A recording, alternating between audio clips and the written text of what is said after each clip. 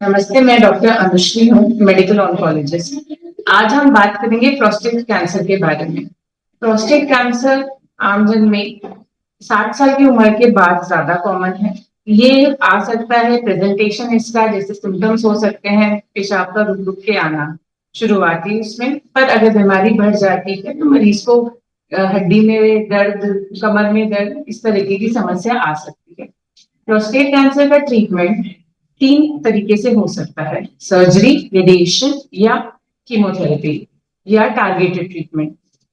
अगर जितना जल्दी पकड़ में आती है बीमारी तो हमारी प्रेफरेंस रहती है इसका इलाज लोकल लेवल पे हो जाए, या वो सर्जरी के रूप में या रेडिएशन के रूप में। पर बीमारी अगर थोड़ी एडवांस है या फिर उसका जो हम रिस्क असेसमेंट करते हैं उस हिसाब से उसका रिस्क हायर साइड पे है, तो इन्वॉल्वमेंट होता है हार्मोनल थेरेपी का, कीमोथेरेपी का और टारगेटेड एजेंट्स का। इसके अंदर अगर देखा जाए तो हमारे पास काफी चीज है जिनको हम इस्तेमाल करके बीमारी को, सबसे पहले उसका हार्मोनल कंट्रोल करना बहुत जरूरी है।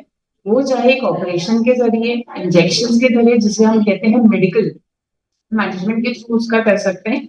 प्लस आज के जो जितना ज्यादा हम रिसर्च कर रहे हैं, जितनी चीजें समझ रहे हैं, उस हिसाब से हम उसके हिसाब से एड ऑन ट्रीटमेंट शुरुआती स्टेज में कर सकते हैं, जिसमें हम जैसे दवाइयां होती हैं जो कि डायरेक्टली हार्मोनल के लेवल पे काम करती हैं, और प्लस डिपेंडिंग की पेशेंट की उम्र कितनी है, क्या कितनी झेलने की क्षमता है, उस हिसाब से कीमो का इस्तेमाल कर सकते हैं।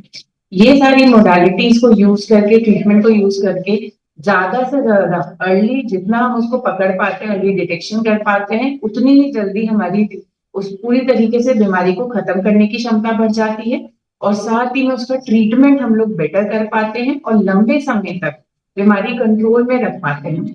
तो अगर ऐसा कुछ भी होता है, ये समझना जरूरी है कि प्रोस्टेट कैंसर का इलाज के अंदर हम किस किस तकनीक को इस्तेमाल कर सकते हैं।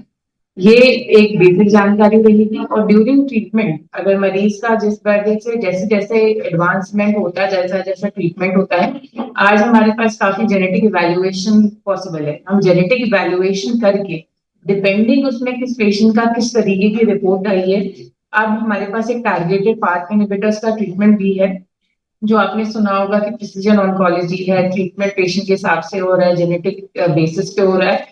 उस तरीके की हमारे पास में टैबलेट्स भी उपलब्ध हैं। काफी जगह पे जो एक एडवांस टेक्निक होती है, ल्यूशियन थेरेपी है, वो भी एक होता है जो कि एक न्यूक्लियर मेडिसिन का पार्ट होती है। बट अगर मरीज का जरूरत रखती है, उस तरीके का स्टेज है, तो उसका भी इन्वॉल्वमेंट रहता है। तो प्रोस्टेट कैंसर का इलाज या फिर इन जनरली कोई भी कैंसर का इलाज एक बहुत सारी चीजों के मिलाके होता है, और हर चीज का, हर जो मोडालिटी है, हर डॉक्टर का है जो भी उसमें इन्वॉल्व है, चाहे वो सर्जिकल ऑन्कोलॉजिस्ट है, यूरोलॉजिस्ट है, चाहे medical oncologist, radiation oncologist, nuclear medicine, और इन सब के साथ मिलके हम बेस्ट से बेस्ट ट्रीटमेंट पॉसिबल होता है। तो कभी भी कोई भी दिक्कत है तो जरूरी है हम प्रॉपर पेशेंट का डायग्नोसिस करें, प्रॉपर उसकी स्टेज के बारे में पता करें, और डिपेंडिंग उसके हिसाब से क्या ट्रीटमेंट सही है उस चीज का इस्तेमाल करें।